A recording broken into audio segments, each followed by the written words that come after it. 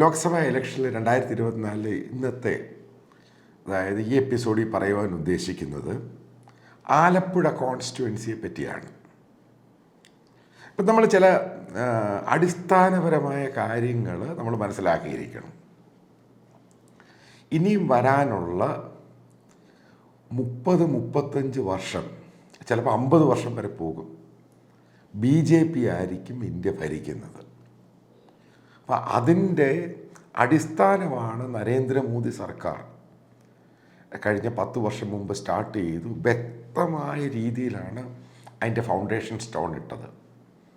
അതിൻ്റെ ഭാഗമായിട്ടാണ് BJPയും മറ്റുള്ള പാർട്ടികളും, അതായത് കോൺഗ്രസ് പാർട്ടി പോലും സമ്മതിക്കുന്നത്, അതായത് പ്രധാനപ്പെട്ട ഒപ്പോസിഷൻ പാർട്ടി, ഇനിയും BJP ആയിരിക്കും വരുന്നത്.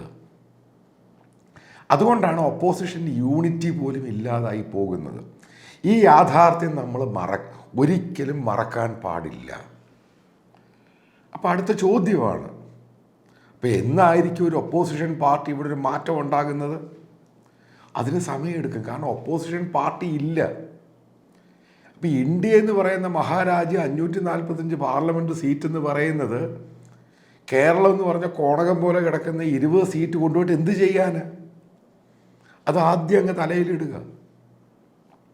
ഇതിനകത്ത് ഒറ്റ സംഭവമേ ഉള്ളൂ, എങ്ങോട്ടാണ് ഓളം, എങ്ങോട്ടാണ് വെള്ളത്തിൻ്റെ ഒഴുക്ക്, ആ ഒഴുക്കിന് അനുസരിച്ച് അനുകൂലമായിട്ട് മാറി നീന്തി ചിന്തിക്കാനേ കഴിയുകയുള്ളൂ.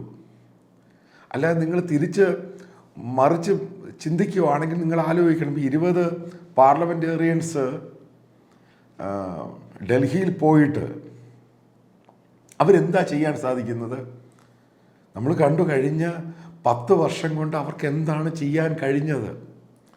അതായത് കേരളത്തിൽ നിന്ന് പോകുന്ന മഹാഭൂരിപക്ഷം MP-മാർക്ക് ഒന്നാമത് ഭാഷ അറിയത്തില്ല, ഹിന്ദി അറിയത്തില്ല, ഇംഗ്ലീഷ് അറിയത്തില്ല.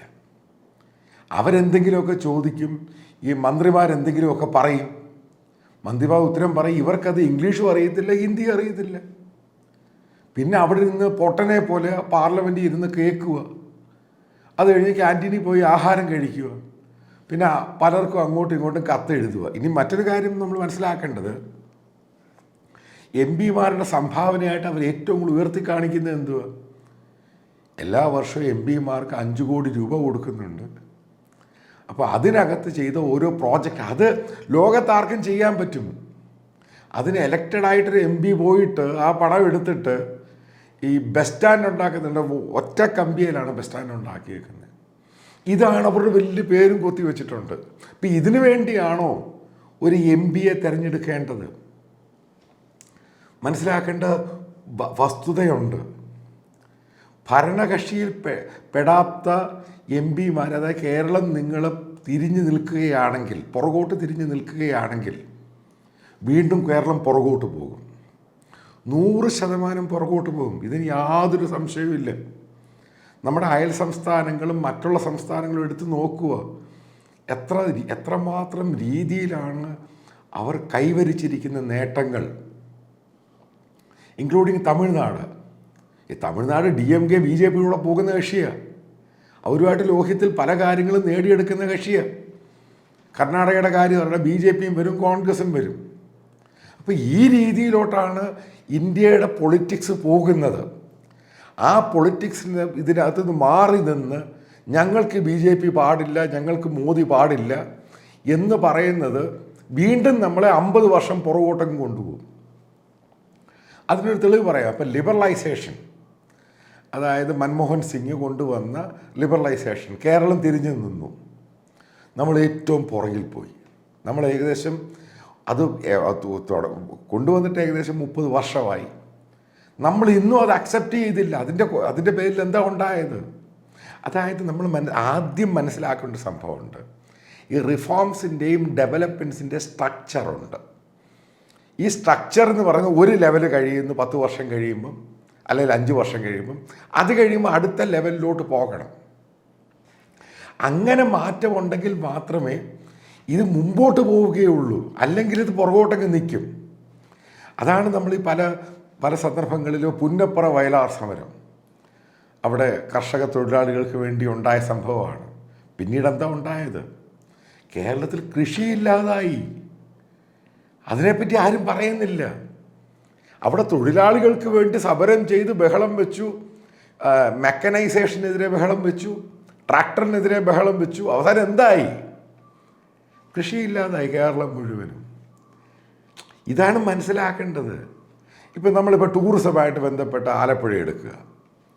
ആലപ്പുഴയിലെ ടൂറിസം ബോട്ടുകളും ബാക്ക് വാട്ടർ എന്ന് പറയുന്ന സംഭവം അത് നാഷണൽ ജിയോഗ്രഫിക്കും ഡിസ്കവറി ചാനലും 40 വർഷം മുമ്പ് ഗ്ലോബലായിട്ട് ടെലികാസ്റ്റ് ചെയ്ത് കഴിഞ്ഞപ്പോഴാണ് സംഭവം അങ്ങ് മാറിയത്.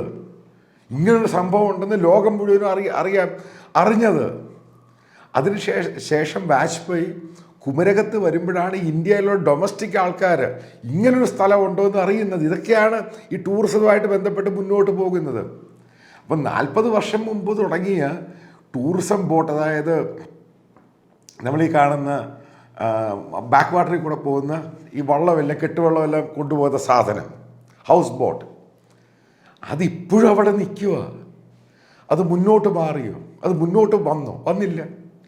ഇപ്പോഴും ഈ അവിടെയുള്ള മത്സ്യത്തൊഴിലാളികൾക്കും ജോലിപോയ മത്സ്യത്തൊഴിലാളികൾക്കും കയറ് തൊഴിലാളികൾക്കും ഇവർക്കൊക്കെ ജോലി കിട്ടി. പക്ഷേ അത് 2ാമത്തെ 3ാമത്തെ 4ാമത്തെ സ്റ്റേജിലോട്ട് പോയി കഴിഞ്ഞാൽ മാത്രമേ ആ ടൂറിസം ഫർദറായിട്ട് ഡെവലപ്പ് ചെയ്യുകയുള്ളൂ. അതുകൊണ്ടാണ് അവിടെ വന്ന് കണ്ടവർ പിന്നെ കാണാൻ വരുന്നില്ല. അത് വരാത്തതിൻ്റെ കാരണം അവിടെ റിഫോംസും ട്രാൻസ്ഫോർമേഷനും ഈ പറയുന്ന ഡെവലപ്മെൻറ്റ് പ്രോസസ്സ് നടന്നില്ല. അതാണ് കേരളത്തിലെ പൊളിറ്റിക്കൽ, അതായത് എം പിമാരും എം എൽ എമാരും, പ്രത്യേകിച്ച് തോമസ് ഐസക് ആണെങ്കിലും KC വേണുഗോപാൽ അവിടെ 3 പ്രാവശ്യം MP ആയിരുന്നു, അതിനുശേഷം 1 പ്രാവശ്യം കേന്ദ്രമന്ത്രിയായിരുന്നു, കേരളത്തിൻ്റെ ടൂറിസം മന്ത്രിയായിരുന്നു. അതായത് ആലപ്പുഴയിൽ നിന്ന് ജയിച്ചിട്ട് എന്ത് ഡെവലപ്മെൻറ്റാണ് കൊണ്ടുവന്നത് ആലോചിച്ച് നോക്കിയിട്ടുണ്ടോ?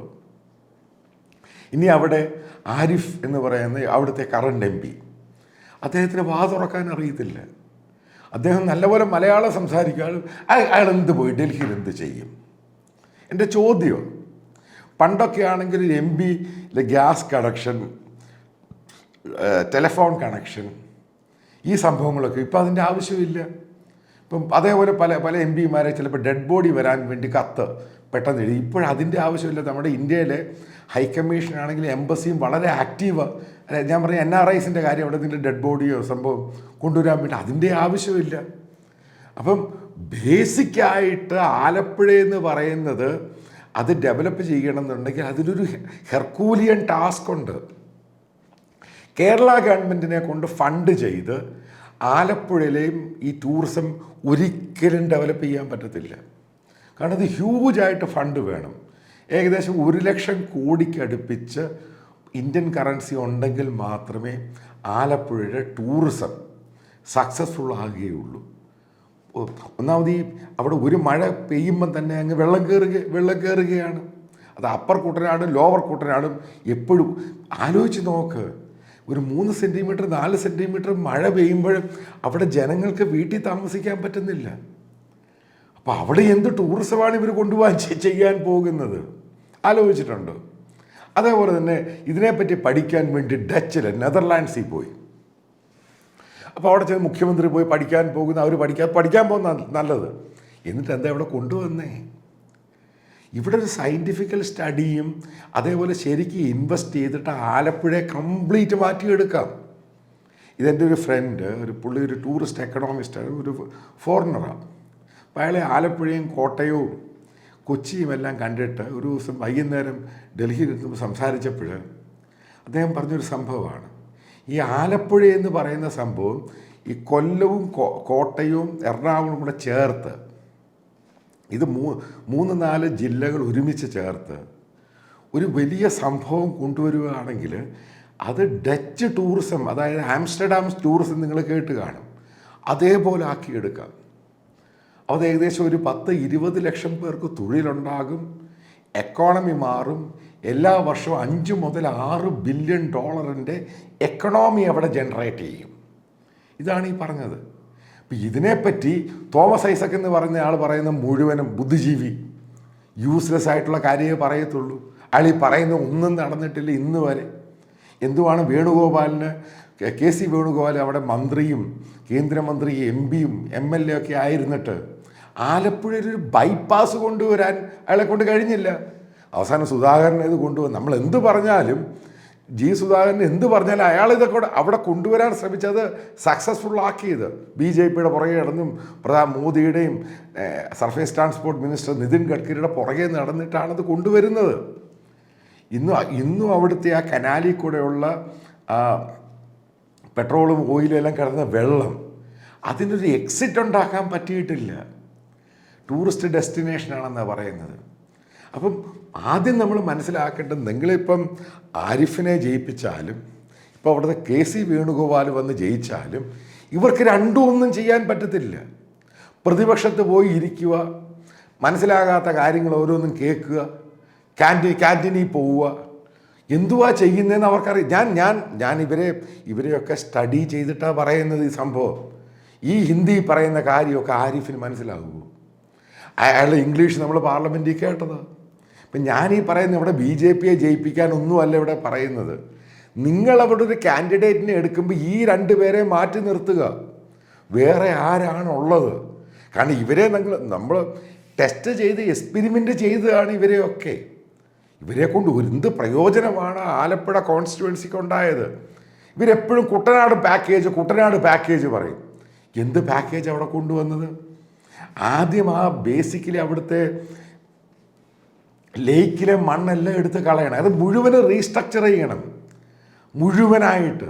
അതാ ഞാനീ പറഞ്ഞ കോട്ടയമാണെങ്കിലും കൊല്ലമാണെങ്കിലും ഈ എറണാകുളം എല്ലാം കൂടെ ക്ലബ്ബ് ചെയ്തിട്ട് അപ്പോൾ അതിൻ്റെ ഒരു വലിയൊരു മാസ്റ്റർ പ്ലാൻ കൊണ്ടുവന്ന് ഏകദേശം 1,00,000 കോടി രൂപ ഇൻവെസ്റ്റ് ചെയ്യണം കേന്ദ്രം.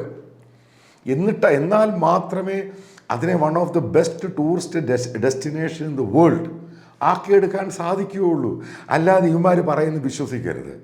കാരണം ഇവരെ കൊണ്ട് അതിനുള്ള കഴിവില്ല. ഇവർക്ക് ചിന്തിക്കാൻ പോലും പറ്റത്തില്ല.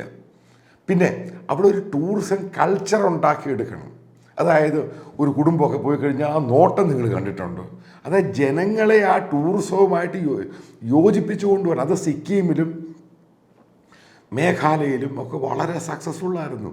ആ ഗവൺമെൻറ് വളരെ പ്രൊആക്റ്റീവായിട്ട് നിന്നിട്ട് അവിടുത്തെ ജനങ്ങളെ പഠിപ്പിച്ചെടുത്തതാണ്. അതായത് മനസ്സിലാക്കേണ്ട ഒരു സംഭവമുണ്ട്.